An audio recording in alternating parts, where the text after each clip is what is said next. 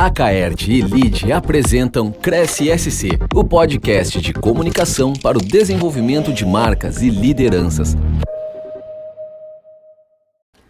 Olá, sejam bem-vindos! Estamos em mais uma edição do Cresce SC. Eu sou a jornalista Melina Calduro, coordenadora de conteúdo aqui da Rede de Notícias da Caerte. E hoje eu estou recebendo aqui no estúdio a Samantha Correia Batista. Ela que é a mais nova, né, que já passou aqui na nossa mesa, mas que tem uma história muito legal para contar pra gente. Hoje a gente vai falar um pouquinho de medicina, de inovação na saúde, de ciência, e eu vou passar então a palavra para Samantha. Samantha, muito bem-vinda ao nosso podcast. Muito obrigada, um prazer estar aqui, eu agradeço pelo convite. É um assunto que eu tenho muita paixão, né, então acho que a nossa conversa vai fluir. Estou muito feliz de estar aqui, trazer um pouquinho do que eu tenho a adicionar aqui para o grande conteúdo que vocês produzem, então obrigada por me trazer aqui. A Samantha, ela é estudante de medicina na UFSC, ela participa do LIDE Saúde e Bem-Estar, do LIDE Futuro, ela foi embaixadora da corrida que aconteceu a Run Mulher, agora no Dia das Mulheres. Então hoje e também ela é empreendedora, fundadora da The Best Doctor, uma plataforma voltada para capacitação continuada, network de estudantes de medicina. Bom, Samantha, tem só 19 anos, mas já tem uma carreira montada pela frente e tudo mais. Então conta pra gente um pouquinho de como foi essa tua trajetória e qual foi o gatilho, né, para gostares de saúde, de medicina. Como é que foi essa tua trajetória até aqui? Dá pra ver que eu gosto de ter uma agenda bem cheia. Eu gosto de ter muitos compromissos na minha semana, né? Já deu pra notar isso.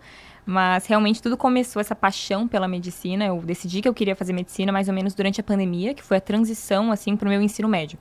Foi ali que eu tive a certeza, porque antes eu pensava em 1000 planos diferentes, assim, mas quando eu comecei a pensar de maneira pragmática, assim, o que eu quero pra minha vida, o que é a rotina que eu quero levar, assim, pro meu futuro, foi a medicina que se encaixou em todos os planos, assim, que um dia eu fiz pra mim.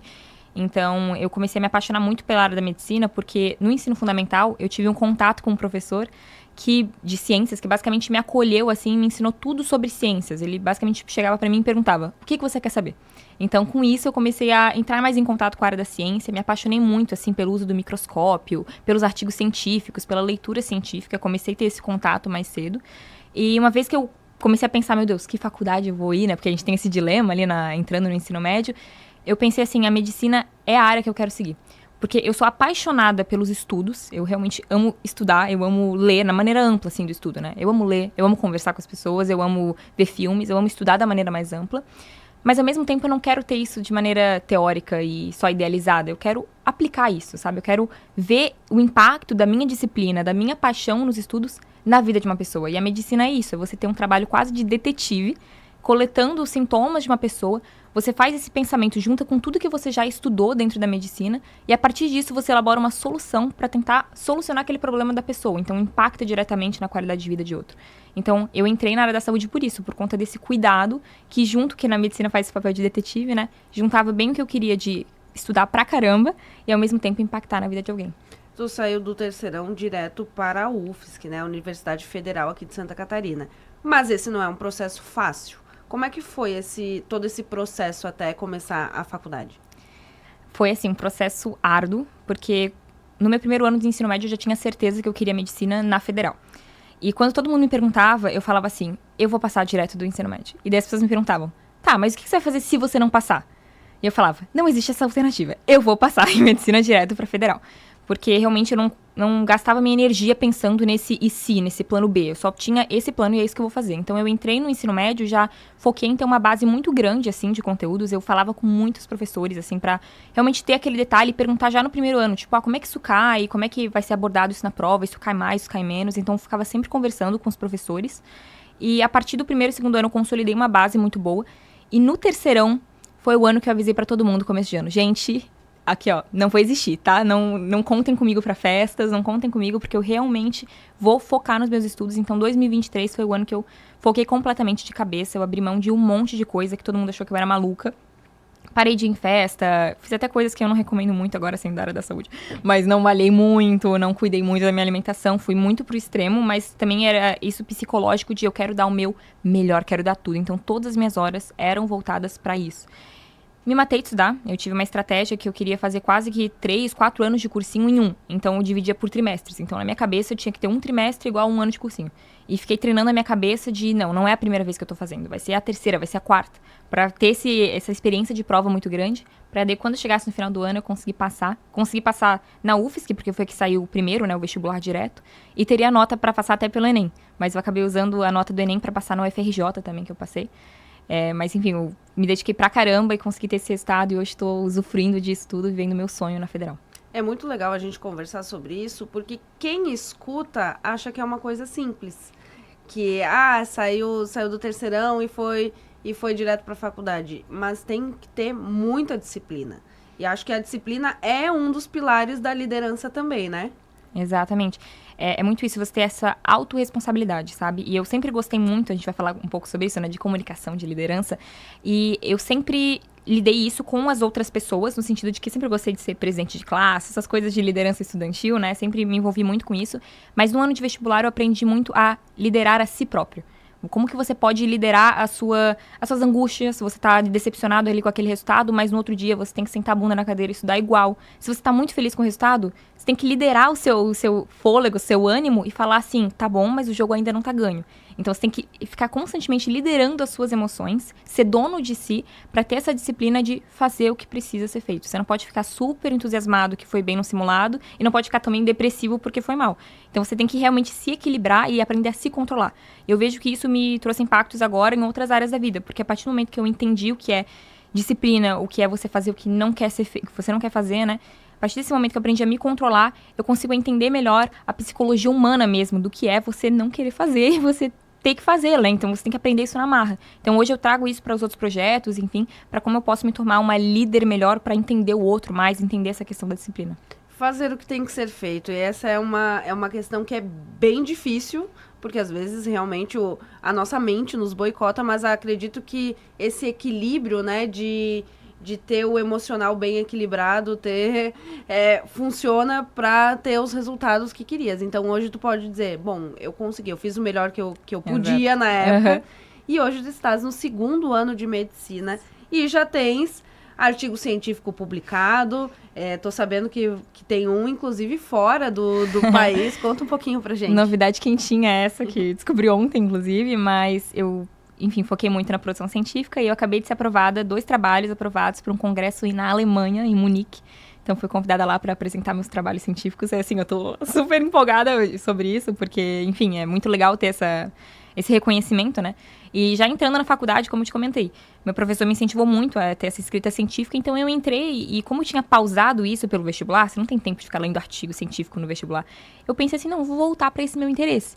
Comecei a dar ali aquele passo pequeno, conversando com um professor ou outro de como funciona isso na área da medicina especificamente, não só na ciência como um todo, e comecei a produzir meus trabalhos, os primeiros, meu Deus, hoje eu leio faria umas coisas diferentes, um vocabulário levemente diferente, mas eu fui começando, me apropriando, e aconteceram muitos congressos aqui em Florianópolis, então eu fui me submetendo a eles, né, e, nossa, eu lembro que foi uma semana inteira que eu recebi várias aprovações, porque todos saíram meio que juntos, e deram 2 trabalhos aprovados por dia, porque eu tinha submetido mais de um para cada congresso, então eu comecei a submeter esses trabalhos, comecei a ser aprovada, comecei a ir nesses congressos aqui em Florianópolis, também em outros lugares do Brasil, foi aprovada para Minas Gerais, inclusive, foi aprovada por uma revista internacional, foi muito bacana.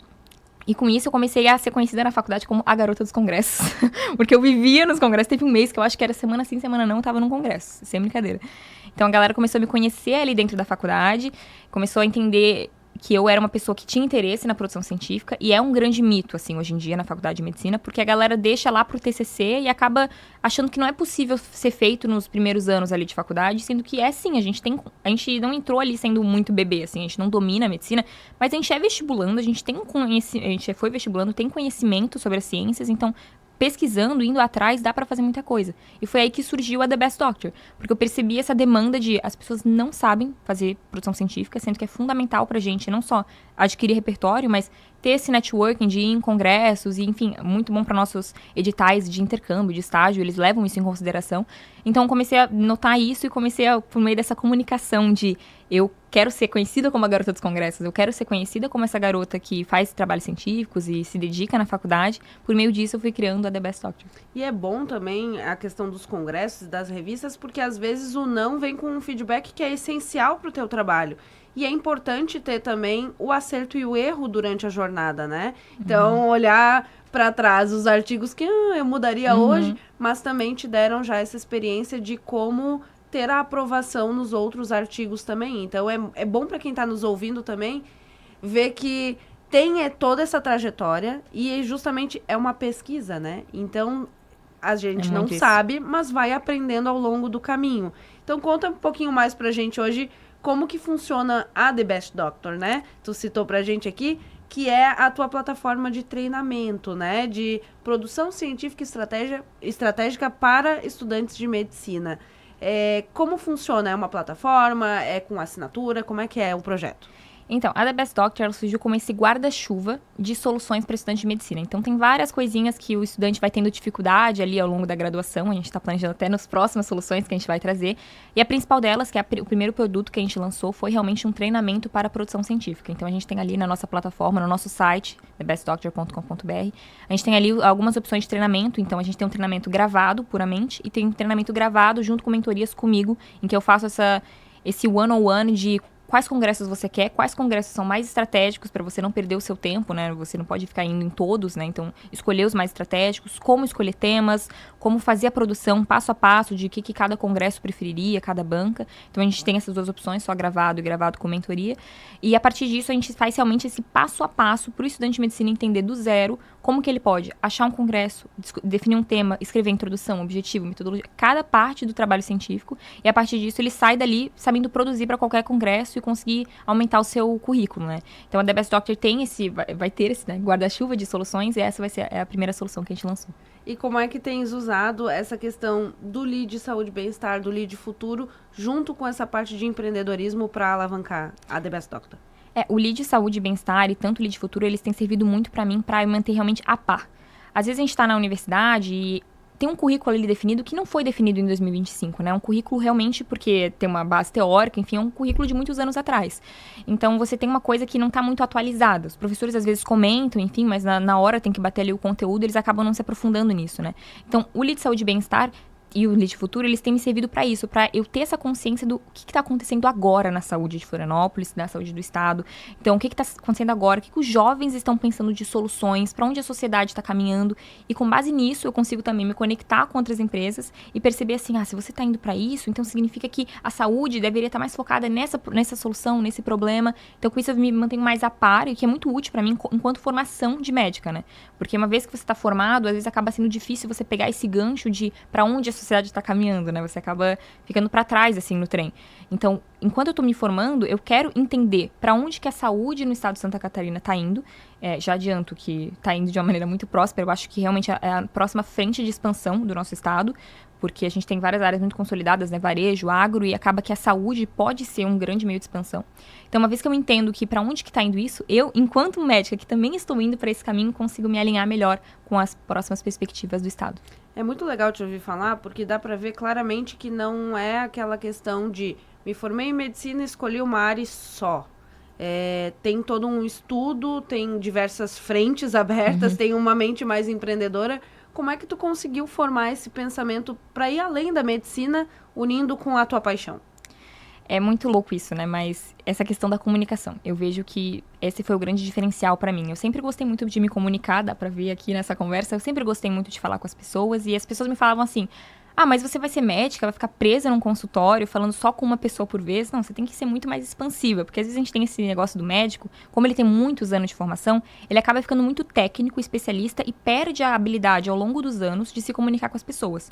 Não só com, enfim, grandes massas e audiências, mas com o paciente. Às vezes ele acaba dominando tanto um assunto técnico, sabendo tanto termos muito específicos, que ele perde essa conexão com o paciente de uma cefaleia não é uma dor de cabeça. Para o paciente são coisas completamente diferentes, sendo que para a gente é óbvio que é a mesma coisa.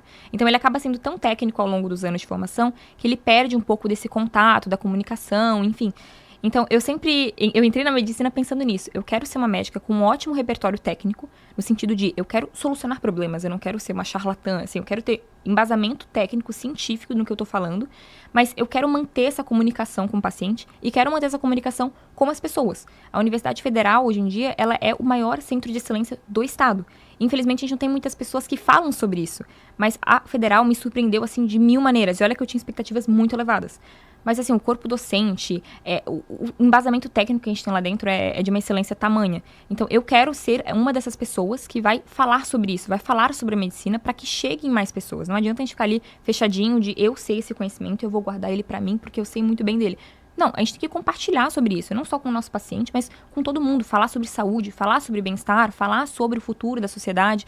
Então, eu quero ser essa pessoa que tem um embasamento técnico e se comunica com os outros sobre.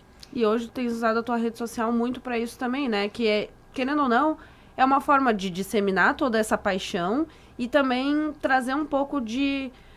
Eu não queria usar a palavra influência, mas de influência para quem tá acompanhando, de às vezes se descobrir também no meio do caminho, né? E tu foi embaixadora de uma corrida.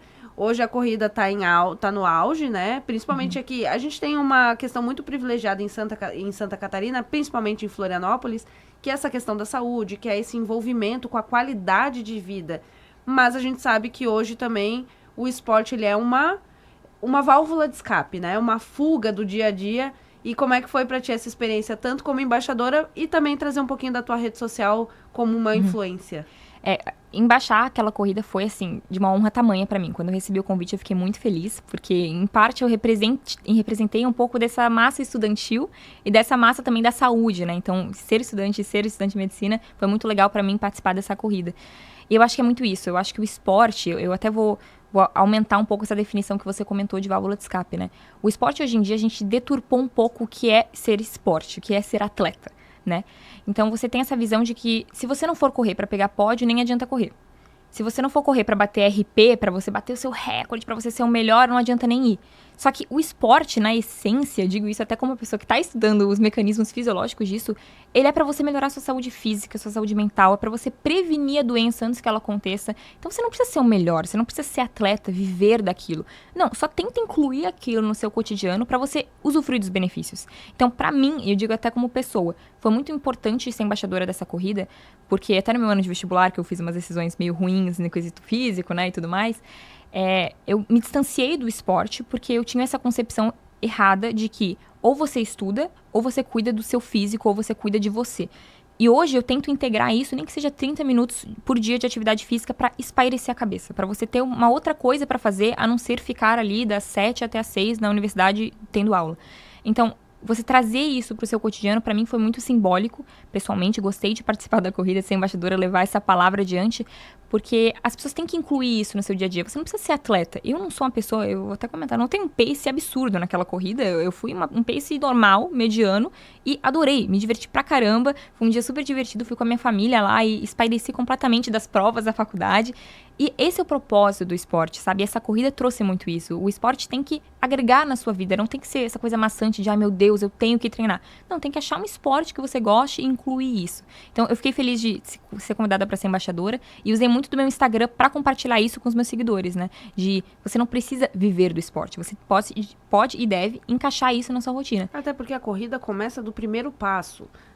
Ninguém sai correndo. Tem que caminhar primeiro. Sim, então, ter uma vida um pouquinho mais ativa já é melhor do que não fazer nada, né? E como uma pessoa asmática, vou te confessar que, assim, a minha corrida não era no primeiro e segundo... A corrida demorou muito pra chegar. Foi caminhada durante muito tempo, sabe? Uma caminhada e um pouquinho de corrida, caminhada. E que tá tudo bem. E isso que a gente precisa também, né? Aceitar. Exato. E não vou me comparar com uma pessoa que, meu Deus, ela treina, ela é atleta desde os 3 anos de idade. Eu não vou me comparar porque eu não tenho essa realidade. Mas o esporte é isso, é você encaixar dentro da sua rotina, como você pode, sabe? Então, a corrida foi muito especial por isso e eu compartilhei ali nos meus seguidores sobre essa questão. Gosto de usar a rede social como essa forma de compartilhar um pouco sobre a minha vida, pessoalmente. Eu não me proponho, e eu acho que isso é muito importante, né? Eu não me proponho a comunicar sobre tudo. E digo isso de honestidade, assim, de que eu não sou a musa fitness. Provavelmente nunca, não vou ser a pessoa mais fitness que você vai seguir no Instagram. Eu não vou ser a pessoa, enfim, que vai pra muitas festas. Eu não vou ser essa pessoa. Eu foco a minha comunicação nessa parte da minha vida, que é a parte acadêmica com equilíbrio. Eu quero ser uma pessoa que estuda, tem esse repertório, mas eu também posto foto com meus amigos de, vamos pra festa, ou vou depois num congresso, vou fazer uma corrida. Gente, vamos acompanhar essa corrida pro movimento de bem-estar, de saúde. Então, eu uso o Instagram como essa forma de contar um pouco sobre a minha rotina, enfim, e trago algumas dicas para quem quer ter um pouco disso também. Então, eu falo muito sobre, como escolher um congresso, ou como achar um tema pertinente para uma publicação científica, como começar na publicação, porque eu sei que tem muita gente que se identifica com isso, né? A gente teve essa mudança para musa fitness, de você tem que ser fitness ou você não pode ser nada, enfim. E eu tento trazer isso, de que a corrida, e dentre as outras coisas que eu faço ali, agregam a minha experiência acadêmica, agregam a mim como estudante, como pessoa. E meu Instagram não é de treinos, não é de corrida, porque eu também não sou um super profissional nisso, né? É muito mais acadêmico, com esses focos de saúde, bem-estar, de agregar na sua qualidade de vida. E, na verdade, isso tudo é um equilíbrio, né? A vida é equilíbrio. Exatamente. Ninguém é 100% tudo, né? E é um equilíbrio... 100% fit, ninguém é 100% acadêmico. E não é nem um equilíbrio 50-50. É um equilíbrio de... Tem semanas que eu vou ficar pirada com 30 provas. E tem semanas que tô mais leve, vou treinar um pouquinho mais. Tem semanas que eu tô mais com a minha família, mais com meus amigos. Esse é o equilíbrio, é você tentar achar essa homostase da sua vida, né? Exatamente. Bom, Samantha, a gente poderia ficar aqui o dia inteiro. O dia inteiro. Eu adoro. Né? Comunicação. Comunicação eu adoro. Mas a gente tá chegando ao fim do nosso podcast.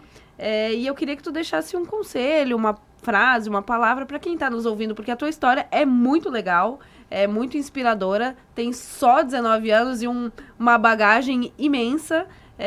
Então, fala um pouquinho para quem tá nos ouvindo o que quiseres compartilhar com a gente. Bom, eu acho que a minha mensagem vai ser de se manter sempre fiel a você mesmo. Eu acho que isso é o que eu tento sempre manter, assim, na minha vida, que é você seguir alinhado com os seus valores. E essa coisa também do equilíbrio. A gente não vai conseguir ser 100% de tudo, mas você tem que tentar ser 100% você. Vai ter momentos que você vai estudar mais, vai trabalhar mais, vai ter momentos que você vai treinar mais ou menos, e faz parte, mas você tem que se manter fiel aos seus valores. Se você se comprometeu a fazer uma coisa, vai lá e faz. Tenta fazer o seu máximo para conseguir chegar naquele objetivo. Não tenta ser levado pela manada, pela multidão, tá todo mundo fazendo, eu vou fazer também. No final das contas, você vai dormir tendo a sensação de que eu não fui fiel a mim mesmo. Então, eu sempre tento trazer isso. Eu tenho os meus valores, eu tenho meus princípios, eu sou fiel à minha família, eu sou fiel aos meus amigos, ao meu estudo, aos meus objetivos e sou fiel a mim mesma. É aquilo que eu quero pra minha vida, eu vou lá e eu vou alcançar, nem que demore anos e anos pra eu conseguir. Então, acho que esse é meu conselho, de definir uma coisa do que você quer ser e tentar se manter o mais fiel possível a isso. Obrigada, Samantha. E eu quero agradecer também a você que nos acompanhou pela sua rádio preferida e também no YouTube da Acaerte. Na semana que vem, a gente volta. Este foi o Cresce SC, uma parceria entre a Acaerte e o LIDE.